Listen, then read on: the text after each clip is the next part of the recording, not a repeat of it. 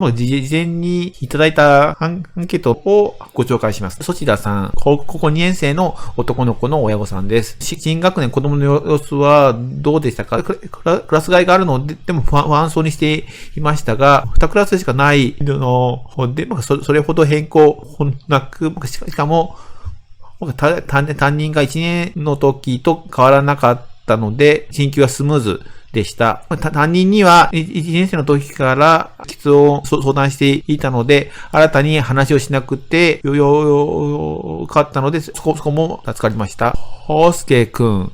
高校1年生の男の子です。クラス、部活動でカミングアウトをしたようです。カミングアウトをしたおかげで、部活動では喫音が出ても、掴まれる言葉はないそうです。部活に集中できるということでした。ストロベリーサイダーさんも中学1年生の女の子のお母さんです。3回目ですね。ありがとうございます。中学校入学後、早く起きてバスを乗り継いで通学。1時間半もかかるんですね。帰宅も遅くなり、最初は高熱が出たり、じんましんが続いたりしましたが、徐々になり始めている様子です。そのことをクラスの自己紹介でさらっと話したようです。スリリングな中学ライフをそうした自分の気持ちで一歩一歩進み始めた様子が見えます。ありがとうございます。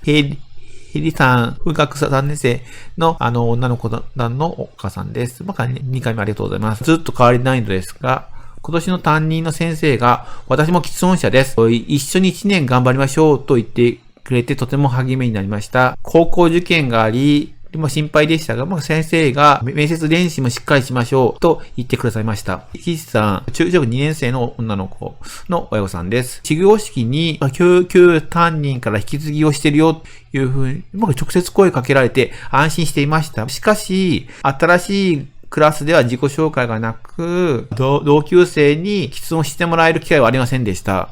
そして、2日目に新担任の先生の案で、なんじゃもんじゃゲームをして、娘は一枚も取れなかった。自分のことを知らない人とはゲームできなかった。先日学校に行きました。娘から聞いていた印象とは違って、基礎について少しは理解していただけるように感じていました。しかし、態度に出してもらえないので、聞いてるからと、娘に伝えてほしいとお願いしました。周りが知っていると分かるだけで、喫音は多く変わることを伝えました。問題翌日に担任が娘に話しかけてくださって、来週の月曜日に話し方についてクラス内で発表することになったようです。うまくいくといいですね。立岡さん、小学2年生の男の子です。新教科担任授業において、自己紹介で名前が言えずに、とっさに別の名乗ってしまったみたいです。保護者である私から新担任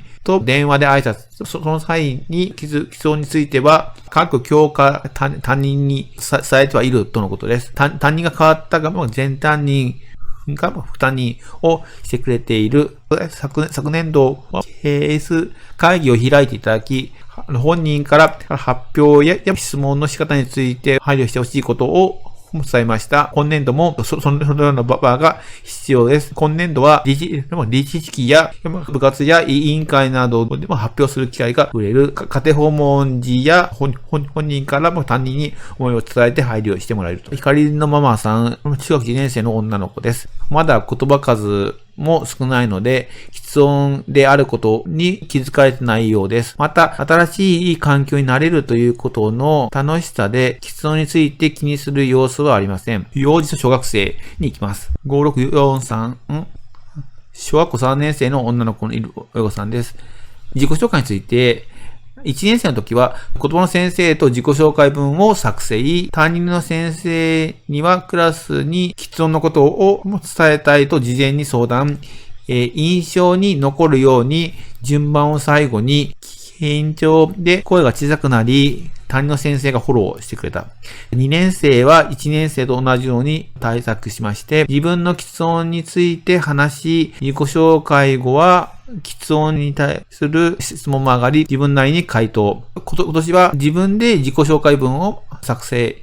担任の先生に順番を最後に回すようにお願いしている。喫音をオープンにし、時折周囲からが質問されるが、これが私の自然な話し方だと回答し、からかいなどトラブルは一切なしとね、素晴らしいですね。周さん、小学2年生の男の子の親御さんです。親から担任の先生に、クラスのみんなに、喫音について説明してほしいと、プリントを添えてお願いしたが、先生が配慮していただき、名前を発さずにおしゃべりすることが苦手な子が他にも人それぞれ苦手なことがあるよっていう話をされました。本人的には自分の名前を出し、もっと具体的に説明してほしかったようで、自分で先生にそのことを伝えて改めて説明してもらったようです。すごい子ですね。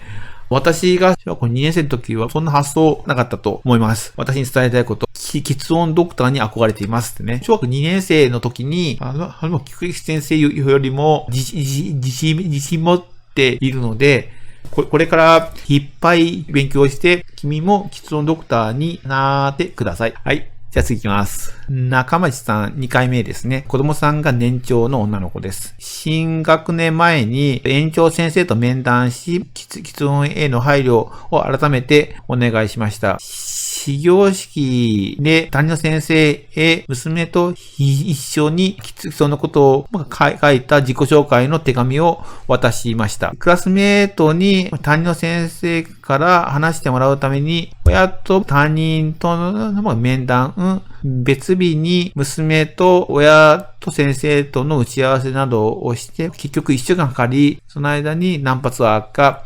本人曰く、咳やからかいはなかったということです。本人は苦しい喫音が出ると言っています。すごく気をつけて挑んだ新学期でしたが、ついに難発に発火してショックです。どうしたら楽な連発に戻れるでしょうか？私に伝えたいこと。本人には苦しくても、喫音をそのまま出してね、じゃないと。もっと声が出なくなっちゃうからと伝えています。この方法は合っていますか？また、喫音が恥ずかしいという風な気持ちを持っているので、悪いことではない。喫音の人はいっぱいいるなどと伝えています。他に、娘に伝えたいことなどありますか？アドバイスをお願いします。私の考え方としては、喫音っていうのは、調子の波がある。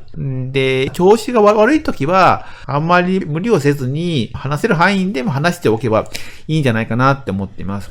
最近、人が増えてるかもしれないけど、また時間が経つと落ち着いてくるよってね。喋ることが大変な場合は、自分の言いたいことを紙に書いてもいいんだよってね。いう風な感じで言ってますかね。じゃあ次行きます。ありがとうございます。ピーマン母さん、子供さんが小学校4年生の女の子のお母さんですね。3回目ありがとうございます。困りごとなく、喫症状ほぼなし、担任の先生が分かってくれるという安心感が大きい。始業式、これまでの経過を書いた手紙と合理的配慮の資料を新しい担任の先生に渡しました。使用した週の放課後、面談を設定してもらえたので、質問が出ている時の音読の録音を聞いてもらった。気がかりなことも伝えた。喫症状が落ち着いていること、高学年の半数以上は過去に喫音について説明済みなことから、本人希望で今年度は本人や担任からの説明なし、私に伝えたいこと、無言の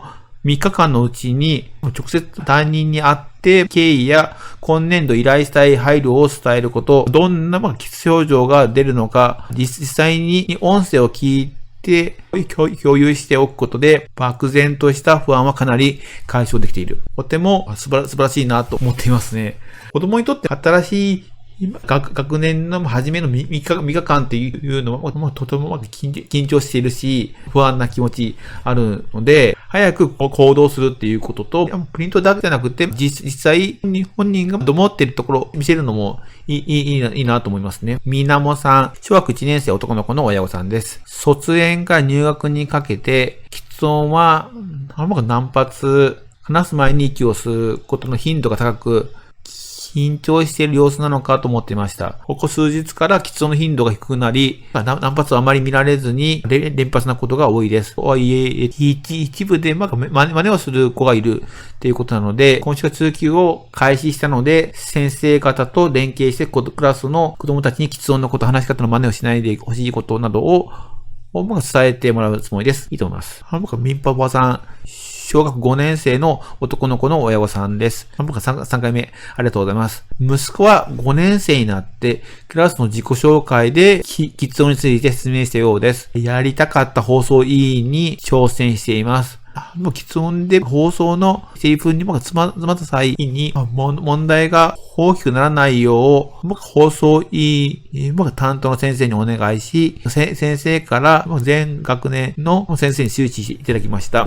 息子は放送で言葉に詰まったようですが、放送終了後に先生方から褒めていただきました。ピノさん、小学6年生の男の子で3回目、ありがとうございます。2クラスしかない学校で、生徒にも先生にもすでに理解していただいているので、特に何も変わりなかったです。一度いい方向に向かうと、小規模な学校は楽です。クラス替えや担任が変わるたびに、喫音のことは伝えていたために、今回の担任の先生も、喫音のことは引き継ぎされており、ご存知でした。で、ロコさん。小学5年生男の子の親御さんです。様式初日の自己紹介を気にしていましたが、集まっても皆が指摘せず聞いてくれたので安心して過ごしています。学校内で喫音をからかれたり、真似されたりしたことがあり、資料を担任の先生を通して提出しました。しかし、翌年になると、教員間で引き継ぎがあったにもかかわらず、授業中に喫音を教師が真似るっていう信じられないことが起きました。改めて資料を提出し、教員間で情報共有と各学年での喫音も含めた取り組みをお願いしました。今年度は前もって引き継ぎを徹底お願いし、クラス懇談で保護者の方にお話をさせていただきました。カレーうどんさん、小学3年生の男の子の親御さんです。新3年生になり、友達から指摘されて、難発になり、ひどくなり、言葉が出ないことからおそらく家で何度も泣いておりました。初めてクラスのみんなに先生から喫音について伝えることになりました。言葉の教室の先生や担任の先生が話を聞いて一緒に考えてくださり、とても勇気をいただきました。まだ伝えてないのですが、伝えることに関して希望とともに不安があります。